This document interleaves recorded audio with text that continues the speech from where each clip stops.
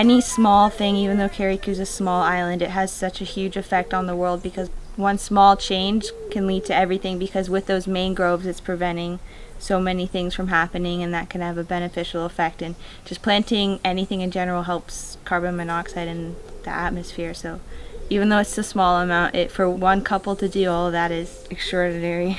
I've known them since around the age of 6. The first day when they came to my yard, they spoke to me like I was their age, and since from there I just told them that I wanted to come with them. I don't know, they have this way about them. One thing I've always admired about them was their dedication.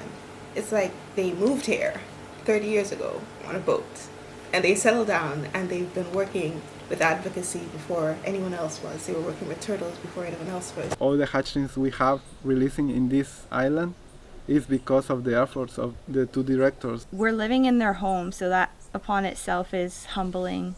And for them to welcome us to live there, and while we're working there, it shows a true testimony to who they are. If they were not here, they will be poaching, they will be like taking the turtles, and nobody will say, oh, you don't do this. The nests we are releasing now, if nobody has been like looking every day, every night the beach, they will not be there, because people eat the eggs, no? I always found it extremely interesting that Marina and Dario told me when they first began there were no research techniques, no conservation methods, and they pretty much did everything based off of the love of the animals. They saw that sea turtle nests and sea turtles were being hunted and poached for the meat, for the eggs, and they just started up their own program and method of trying to figure out how to protect them. When we come across a track, generally if there's just an up track and the turtle is still there, we'll follow the track and just kind of check to see what stage she's at. So if she's still body pitting, we take off our lights and we kind of hang back because we don't want to disturb her or spook her, so she goes back to the ocean. If she's already digging, then we can just kind of wait for her to start laying, because when they lay they go into sort of a trance, so it's easier to work with them and to touch them and measure them. So once she's laying and she's kind of in a trance, we take curved and straight carapace measurements, so just to see how big she is. We check if she has flipper tags.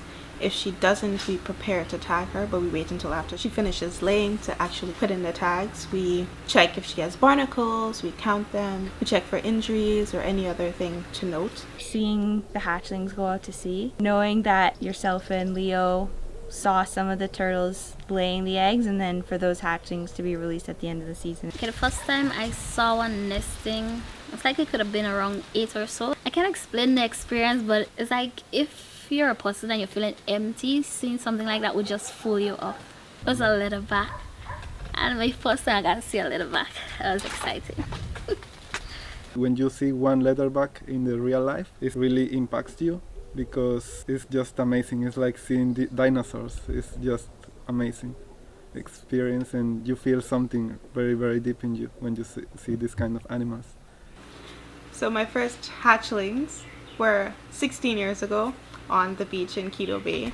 So I was a child, and there were just so many of them, and they were small and they were adorable, and it was really amazing. My first hawksbill adult was my first night out on patrol here, and we came across a hawksbill and she was nesting, and it was just amazing to see, because all of my experience with leatherbacks are huge, right? And hawksbills, they're small, they're smaller, and their flippers are so disproportionately small, and they have so many barnacles, and they're just hard shelled, and the patterns on their shells are really interesting. So it was just really fulfilling to see one, because I felt like it's come full circle for me. We had leatherbacks come up with either scratches on its back. We had one with a bite mark on the flipper. Some people would spitefully harm them. If more people knew about it, then more people would be willing to help, because some people just do it for the fun, just kill the turtle for the fun or something like that.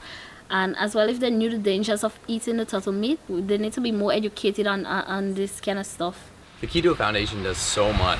They have a sea turtle conservation project, they do mangrove restoration, they do a bird sanctuary and education program. They are constantly working with the local community and children, doing beach cleanups, doing educational awareness events that are trying to show the world that there's not always just one way of doing something.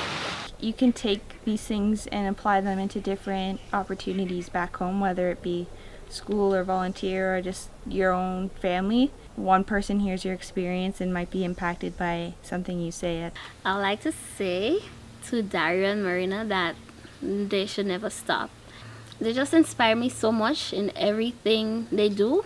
They are fighters. They never give up. They always go for what they want, and that is what they motivated me to do. So that I am the person I am today because of them. You can see like it's not just staff, it's like a family, no? I said really, wow, this is different than other projects. You actually start living like this, very present. So when you came here, you can see them. They are also living by the day, but they have a purpose. So this makes things different. Like you are giving your life to something that you really love. I would say for volunteers just to come with an open mind. Each and every day is something new and different. Every single night you're not going to get a turtle, but you might end up getting the turtle that needs you the most. You'll end up making the difference in that turtle's life, or that turtle might end up making a difference in your life. Yeah, I would 100% recommend the project. Come, please. The turtles need you.